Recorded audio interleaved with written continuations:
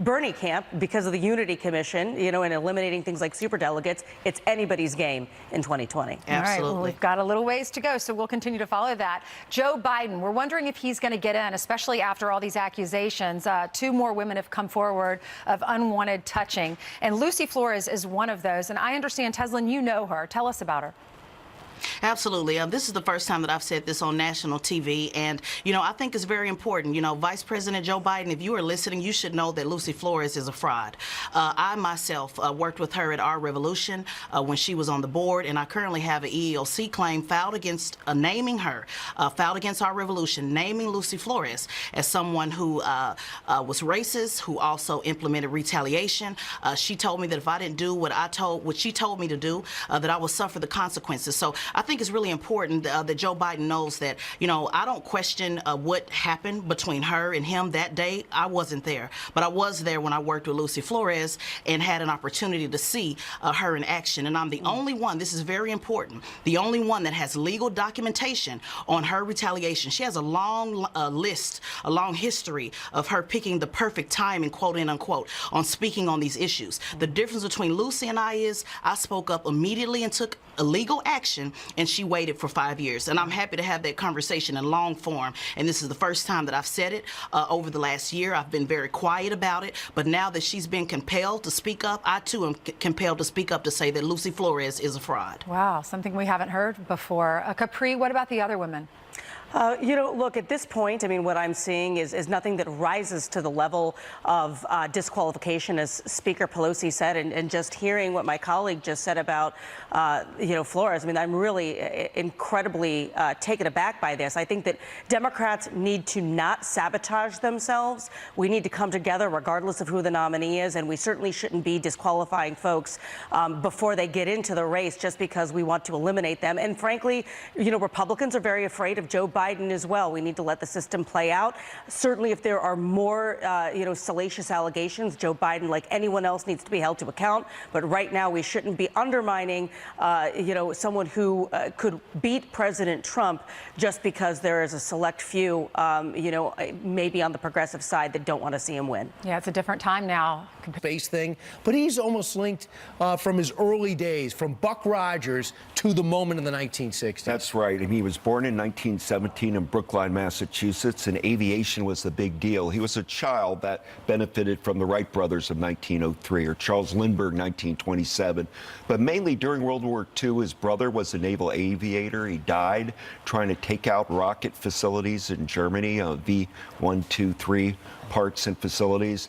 And Kennedy gets very committed to beating the Soviet Union after World War II. Sputnik's the key moment. The Soviets put up their first satellite, and John F. Kennedy builds his political career on saying we have a space gap with Russia and we're losing the missile race with Russia. And for the idea, and the fact is, it is a fact, he criticized Eisenhower because Eisenhower did not want any part of any space race. And here's this young 40-something senator who says, we got to get this going, and we got to get going quick or we're doomed. Ike created NASA in 1958, but Eisenhower wanted to do an incremental approach to space exploration. Jack Kennedy's favorite word was leapfrog. Let's do something big. Let's go really far. That leapfrog was going to the moon. When Kennedy was giving these speeches about why we choose to go to the moon, the technology wasn't there to land Neil Armstrong. Kennedy was basically saying invent it. And the reason was because in World War II, FDR built the Grand Coulee Dam and the Tennessee Valley Authority. Eisenhower had created the interstate highway systems, the St. Lawrence Seaway. Kennedy was saying, what's the big thing my new frontier agenda should be? And he decided that manned space and the going to the moon by the end of the decade was the ticket. Satellite technology, too. We need satellites. We need our Sirius radio and everything like that. But he was doing that. So what he did is, so Goddard started it, and then we get some German scientists. And when the Nazi Germany fell, we grabbed a lot of these guys. And the Soviets grabbed a lot of these guys. And it was off to the races. How did we get ahead after Sputnik? Well, we grabbed Wernher von Braun with Operation Paperclip. He was Hitler's genius rocketeer. Von Braun had created the V-2 missile, and the V-2s were starting to rain on London. Lucky the war ended because they were getting perfected. But we brought these Nazi rocketeers to Fort Bliss near El Paso. Then by 1950, Huntsville, Alabama, and they start building and perfecting rockets. The moon rocket, the Saturn V, was built by Wernher von Braun, the great engineer out of Huntsville, Alabama. Amazing. So what did it mean for us? Because one thing was, they knew marketing back then. They were selling us in magazines and getting us excited, and 4% of our GDP was going to NASA. You know, Brian, that's the key point. NASA was a very effective advertising agency. You never see a government agency promote itself the way NASA did. James Webb from North Carolina, he got into the oil business in Oklahoma. Webb runs NASA. It's unbelievable how he can get the astronauts in Life magazine or on National Geographic spreads. CBS News with Walter Cronkite was regularly covering these launches. And what Jack Kennedy recognized once on May 5th, 1961, when Alan Shepard goes into space, TV rating bonanza. Then Grissom goes up, TV ratings, and John Glenn, Wally Schirra, Scott Carpenter. So the whole country kind of got space crazed, and they said we can make the moon. It became bipartisan. There were times funding almost dried up, but it never did. At last, this summer, on July 20th, will be the 50th anniversary we landed on the moon. And it's so important to go back and see how we got there, the momentum behind it, and how we won. Kennedy wasn't able to see it through, obviously. LBJ picked it up, and then Nixon finished it off. American Moonshot is now out. Congratulations. Hey, man, another masterpiece. Thank you, Brian. I appreciate it. Best of luck. Meanwhile, Jillian, would you please, as a favor to me, tell me what else is happening in the news while I was talking? Just because you asked so nicely, of course I will, Brian. Good morning to you at home as well. Let's talk about this story, a sad one we've been following. Funeral services are being held today for the South Carolina college student stabbed to death after getting into a car she thought was her Uber. Samantha Josephson's dad speaking out at a vigil in their hometown. He was a monster, right? What he did was I don't want anybody else to go through it as a parent. This is nothing that you would ever want to do. You don't want to go through this. A bill has been introduced in South Carolina that would require rideshare drivers to have an illuminated sign on their car. A convicted MS-13 killer who was kicked out of the country is arrested again. Prosecutors say William Chavez was deported 2 years ago after serving time for a deadly stabbing. But the Salvadorian killer snuck back into the country. ICE officials arrested him on Long Island. Chavez, now charged with illegal re-entry into the U.S., faces up to 20 years in prison. A task force could soon decide whether names of public places are offensive. A city councilor proposing the idea in Washington, D.C. Kenyon McDuffie wants a team of officials to identify schools, parks, and streets with controversial names, then pick new ones to replace them. The Democrat says the proposal came about after his daughter asked why some monuments are named after slave owners. A man is shocked when he shows up for his flight. And look at that, he's the only passenger there. The traveler taking a selfie with a completely empty commercial jet. He was the only person who bought a ticket on the flight from Lufthansa to Italy, from Lithuania to Italy, excuse me. The plane can hold up to 188 passengers, so he had a lot of seats to choose from. I'm surprised they even let him board the plane, right? Like, why don't they just cancel the flight? It's weird. Okay, anyway. Don't more people want to go to Italy? I do. Lithuania. All right, Jillian, thank you very much. Yep. 19 minutes before the top of the hour, Janice Dean is out on the streets and folks are up already. Yes, look at this wonderful crowd today. Hi, you guys. Thank you for coming. Oh, what's your name? What's your name? Where are you from? Matthew Zybert. And can you give me a forecast today? 40 degrees and mostly sunny. Oh my gosh, that's amazing. You're the best. Let's take a look at the maps real quick. It is going to be a mostly sunny day here in New York City. 42 right now. We're going to get into the 60s, though. We love it. We do have this coastal storm that actually brought snow to parts of the Carolinas yesterday. That's going to bring the potential for a little bit of rain, some wind and snow for parts of coastal New England. Then we're going to watch this system move across the Mississippi River Valley today and tomorrow. Severe threat, okay? Large hail, damaging winds, isolated tornadoes as we head into Thursday. Wave, my friends, to Steve Ainsley and Brian. I mean, this is a pretty good crowd for 6:40 in the morning. Yeah. Very Hey, nice. Janice, I think America's figuring out how to get on television. Show up for your weather report holding your book. Is that the key? Where's that book? Yes, it is. That's yes, the key. Fantastic. Thank you, guys. Very good. High five. All right. Thanks, All right. Janice. Meanwhile, Thomas Jefferson is one of our founding fathers, of course. Well, now some students at one college here in New York want to get rid of his statue on campus because they say it is racist. But one outraged student is fighting back, and he joins us next. According to a one-poll survey. I like them both. Split down the middle. Ainsley's split down the middle, too. Yeah, you go through phases. I hear you. All right, and just in time for Easter, Jelly Belly is pouring out a new flavor. Beer. And yes, the non-alcoholic treats come in a beer can. And social media is roasting a minor league baseball team's new ballpark burger topped with cheese and cotton candy. One person tweeting, "Yo, I'm calling the cops." The Albuquerque Isotopes debut the cotton candy tumbleweed burger tomorrow. Yuck. I don't know. Looks good, I guess. Steve? I guess. All right, we'll have to try one. Thanks, Jillian. Founding Fathers under attack. For the second year in a row, students at Hofstra University here in New York State are demanding the school remove a Thomas Jefferson statue on their campus, claiming the founding father institutionalized racism. Our next guest is a student at the school who launched a counter petition in response. He says the statue should stay. Join us right now, Hofstra University student and campusreform.org correspondent, newly minted, Richard Caldwell joins us live. Good morning to you. Good to be here. Thank you. Okay, so I remember there were protests a year ago regarding this, and then the school decided, you know what, he's going to stay.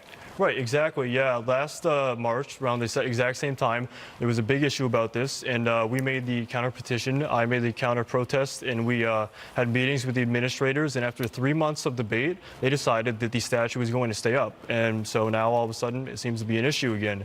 But I believe this issue has already been solved, seeing as how they already decided they wanted to keep it up. So. Right, and you say that it's better to keep him up because you say it's better to acknowledge that what happened in history than to pretend that it never did.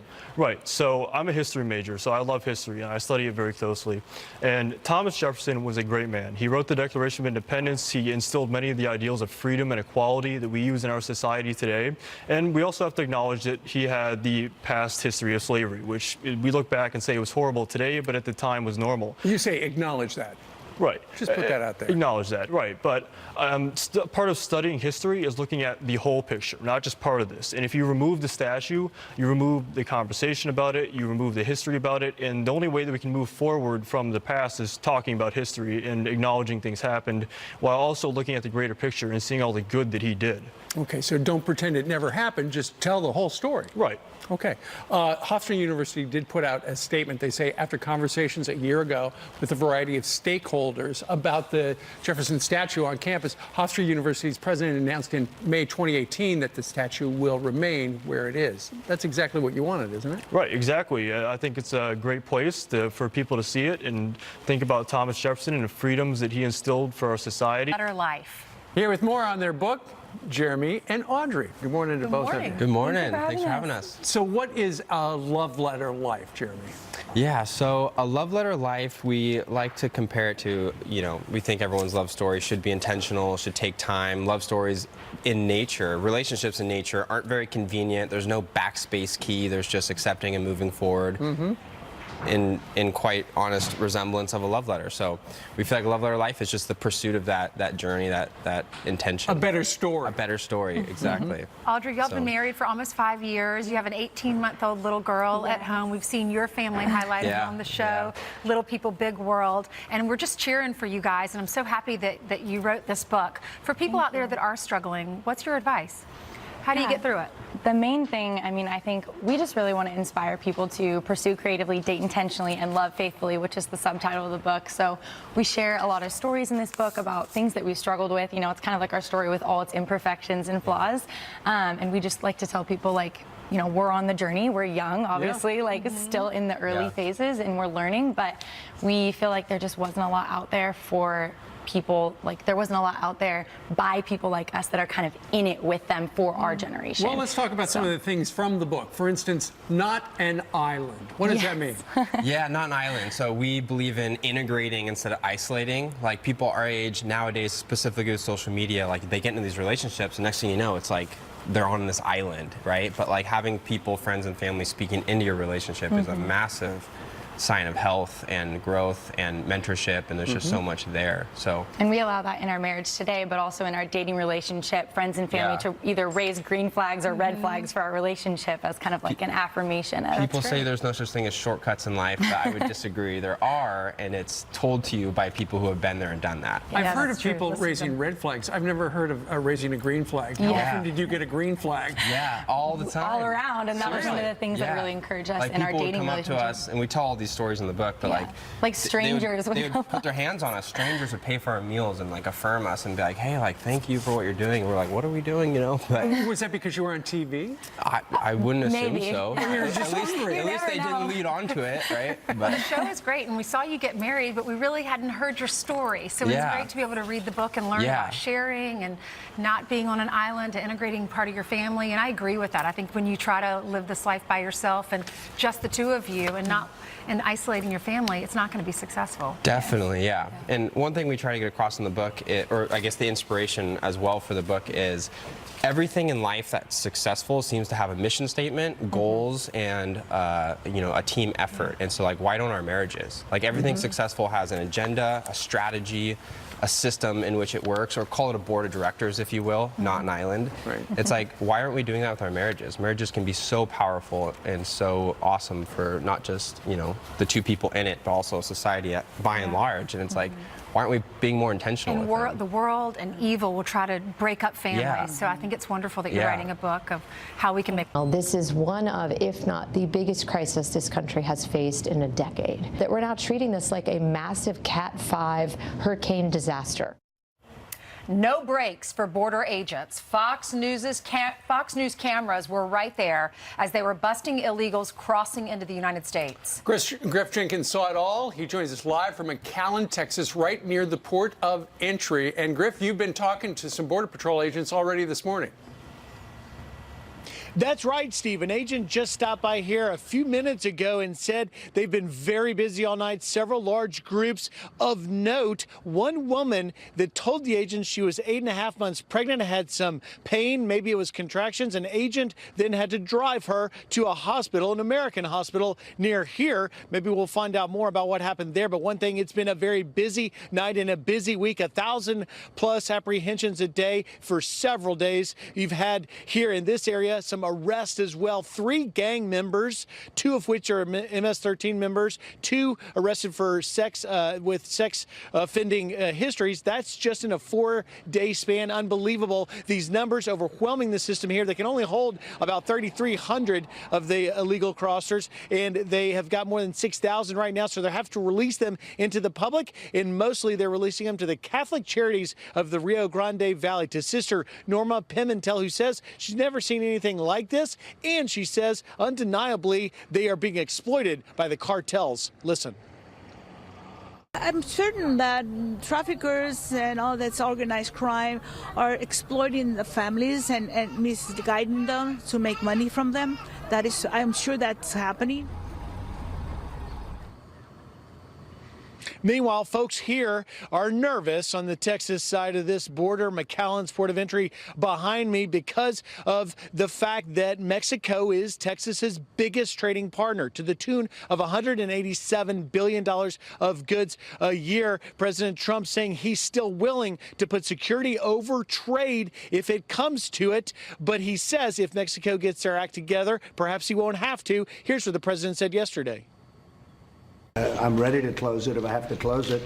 Mexico, as you know, has been starting to apprehend a lot of people at their southern border.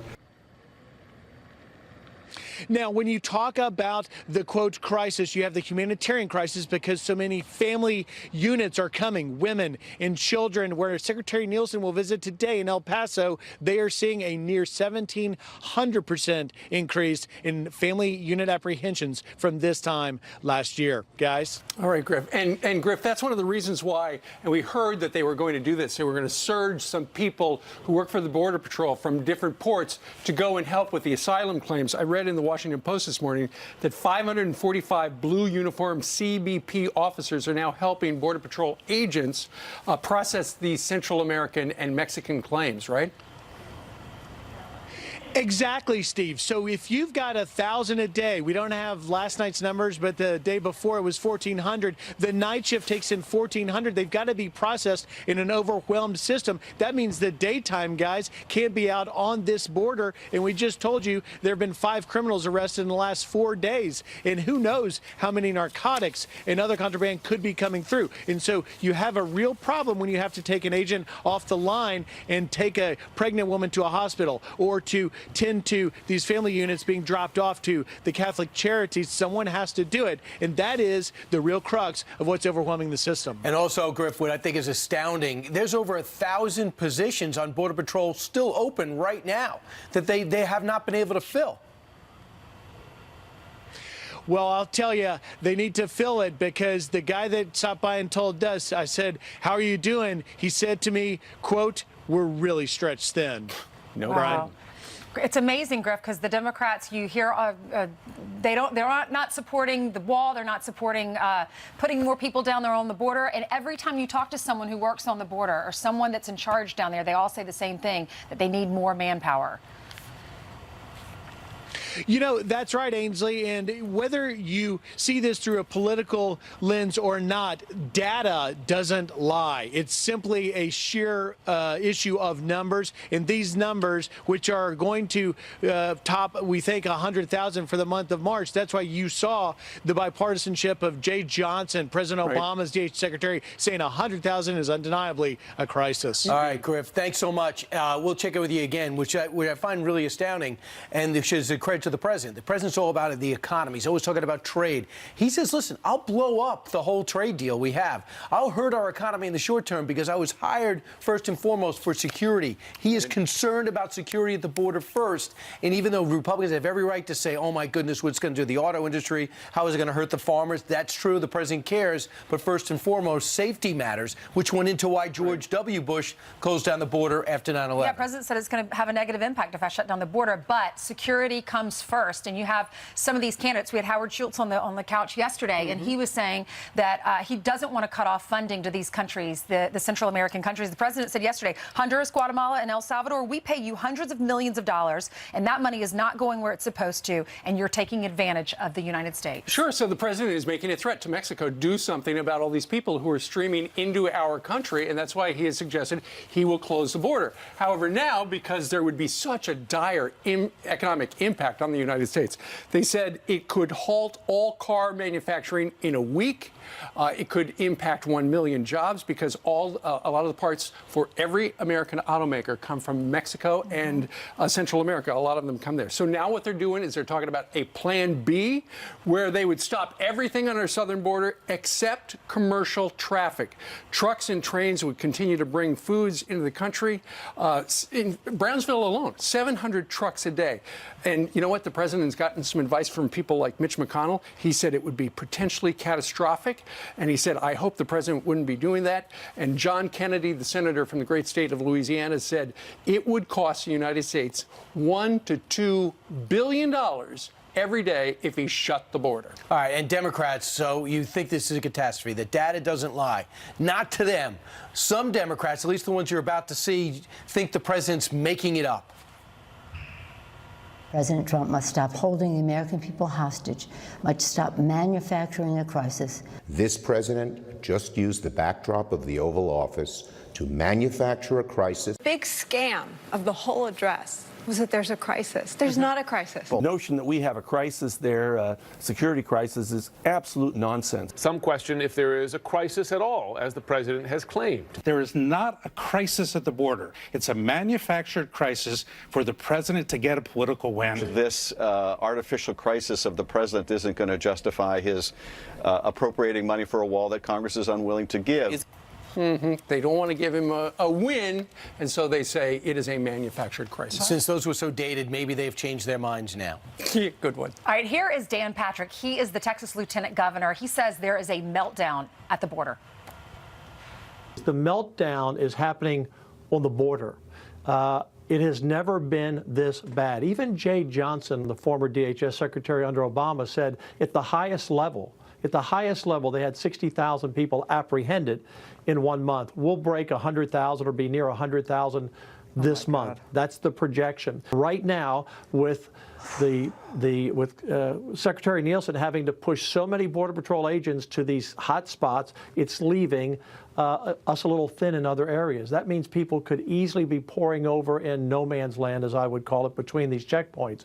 Well, the president said when he's talking to some of these Democrats, when they're behind closed doors, that they agree with that they agree that there's a crisis. But when it comes to voting, they don't want to go on the record. Or put something specific out today. Put it out in the 4 or 5 things you could change about our asylum rules. Forget the wall. The wall's a separate issue that would actually change things at the border and send a different message to those Central American countries. Well, the House Democrats want to do a resolution. It could be very shortly, where they would make every member of Congress on the in the House of Representatives go on the record whether or not they support the president closing the border. Clearly, immigration is going to be something that the president is going to be running on in 2020. Something else he would love to run on is the Green New Deal by AOC. The president last night was at the National Republican Congressional Committee dinner and had this to say about the freshman congresswoman and her idea from New York. The Green New Deal, done by a young bartender, 29 years old. A young bartender, wonderful young woman. The Green New Deal. The first time I heard it, I said, that's the craziest thing. You have senators that are professionals, that you guys know, that have been there for a long time, white hair, everything perfect, and they're standing behind her and they're shaking, they're petrified of her. They really believe this stuff. We will have to do something, but don't do it too early, please. Don't kill it, because we want to be able to run against it. If they beat me with the Green New Deal, It is the second time in 3 weeks that a chemical plant caught fire near Houston. Senator Lindsey Graham wants to bring James Comey back to Capitol Hill. He wants the former FBI director to explain what jump-started the Russia probe. So I promise you, former Director Comey will get to testify in the light of day. I'll ask him about the dossier. News for our veterans, but first is this. Senator Hassan, could you ask me, I know you're in the Senate, could you ask me, answer what the rush is? If they said by middle of April this is coming out, the full Mueller report, why you need a subpoena today? Well, I just think people want to see the full report, and they are concerned about a delay. But obviously, at the end of the day, this is about the American people seeing the full report and making sure that we understand fully what happened as Russia interfered with our elections. Senator Ernst, you agree waiting a week is okay? Does a subpoena baffle you too? Well, I'm not sure about the subpoena, Brian, but I do think that the American people have the right to understand what is in this report, and I do think it needs to be released as well. All right, so you got some exciting news. Working together is exciting for most Americans. You guys are doing that for the Green Alert. We know about the Silver Alert. We know about the Amber Alert. What about the Green Alert, Senator Hassan? Well, we know that so many of our veterans who sacrifice so much for our country come back having suffered emotional or mental trauma. And as a result, we are losing some of our veterans to suicide, about 20 a day, which is far too many. So what this bill would do would be establish a commission at the federal level to help states develop best practices, to develop their own Green Alert system. So when an at-risk veteran goes missing, we have a system that we can deploy to find them in those critical first few hours. Senator Ernst, I understand you're going to have a commission together from Health and Human Services, Justice, Transportation, and Veterans Affairs to really attack this. So you've commanded people in the field who have come back safe and then committed suicide. How will this address that? Well, this does address it, because we see that veterans, sometimes they're active on social media and then they just all of a sudden will drop off. And it causes concern amongst their buddies. And having experienced that, we know we need to reach out. We need to find a way. If Green Alert helps us connect with those veterans, find them when they're in a time of crisis, I think it's really, really important. And as you said, as a combat veteran, I have seen this many times over. The Iowa State Senate just passed a Green Alert bill unanimously in my home state. So I hope that we can lead the way and set the example. Senator Hassan, can I just ask you, will I see this on the street signs? Will I see this on the highway like I see Amber Alerts? Well, what we're going to see is states sharing their best practices. So Wisconsin has a system already. We know that Iowa, as Senator Ernst has just said, has their system in place. We just want to make sure that whatever makes sense in the state that is deploying this system, we can find at-risk veterans quickly and get them to the assistance they need. I'm incredibly grateful to veterans like Senator Ernst for their service, for their sacrifice. And, our job is for a standard package, for a standard plan starting next month, raising the prices to fund new streaming content. Next, one bottle. A new study shows drinking that much wine a week, just a few glasses a week, could be just as cancer-causing as smoking up to 10 cigarettes, y'all. How many glasses is that? 4 glasses. Researchers want people to recognize there are carcinogens in wine. Y'all, we are all in trouble. Finally, $97 million. That's the value of a new TSA contract for airport security scanners. The 3D systems will let you keep laptops and liquids in your bags, but not your wine, Janice. Steve. All right, Ainsley, thank you. Hey, come to your TV and look at this video because it's shocking. Home surveillance cameras caught 16, the homeowner counted them, 16 illegal immigrants hopping a fence and cutting right through our next guest's backyard. All this happening in a gated community just 3 miles from the border with Mexico. That homeowner, Bonnie Fogg, joins us right now live from McAllen, Texas. Bonnie, good morning to you. Good morning. How are you? I'm doing okay. So you got up recently in the morning and you had a notification on your smartphone that there was some activity in your backyard, and you saw that. What'd you think? I was totally surprised. I started shaking. It was like I couldn't believe that they were in my backyard, and they were in my backyard for 20 minutes. Oh, my goodness. Can you tell what they were doing there? No, I didn't have cameras where they were, but they were on the side of our house. Right. And they were waiting for Border Patrol to clear away so that they could continue on their journey. Mm-hmm. Now, you don't know if those are people in the country illegally, though, do you? Well, because they were running, I would assume that they had crossed the border like everyone else does and are just heading north. Mm-hmm. Because you're so close to the border, I know that in your neck of the woods, the local authorities say, if you see something, say something, call us. You either call the local police or you call Border Patrol. When you did, what did they say? Yes. Unbelievable. And one of the reasons, Bonnie, you find this troubling is because you spend a lot of time, in the neighborhood alone, right? Yes, yes. I mean, we have a great neighborhood, and I don't feel threatened in any way. But when they come into your backyard and they're by your bedroom window for 20 minutes, that's disconcerting for me. Absolutely. And of course, Bonnie, there's a national debate going on right now. The president says it is a crisis at our southern border, a humanitarian crisis. Some Democrats say it is not. What do you think about the idea of a wall? If there was a wall between you and Mexico, what do you think about that? Well, I believe that it will slow down the traffic. It'll be more controllable. I think we need it, and it's just a matter of getting it through. All right. Well, let's see what happens in Congress, because they've got to take some action one way or the other. The president would like to see that. Yeah. Bonnie Fogg, thank you very much for joining us from McAllen, Texas, telling us your story. It's a pleasure. Thank you. All right, thank you. Once again, Border Patrol agents said they were runners, and a runner is somebody who tries to actively evade apprehensions by the... We're going to have a great election. The question is, do I go with Make America Great Again, or do I go with Keep America Great? They were saying it's probably the greatest theme in the history of politics. I think it is. Make America Great Again, MAGA. How do you give that up for a new one? CAG. Keep America Great. CAG. I don't know. Maybe it catches on. You never know. I like CAG. That's fine. But the acronym is a little clunky.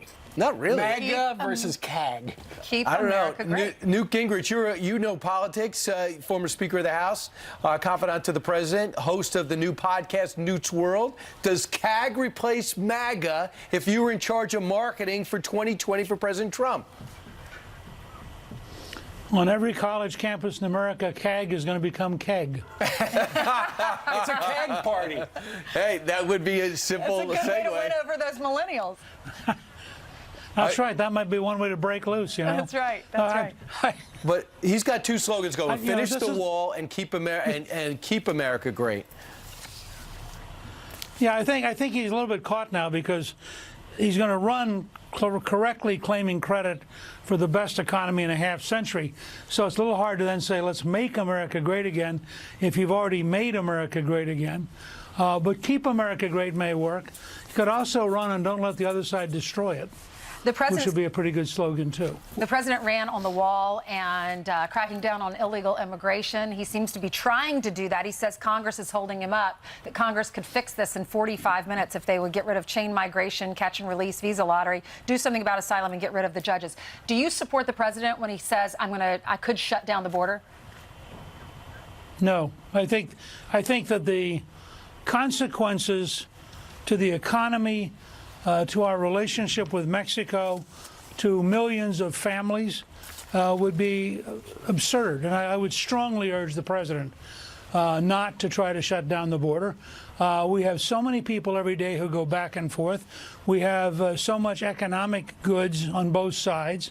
It would truly be a mess, and it would, frankly, mess up the very economy he's proud of.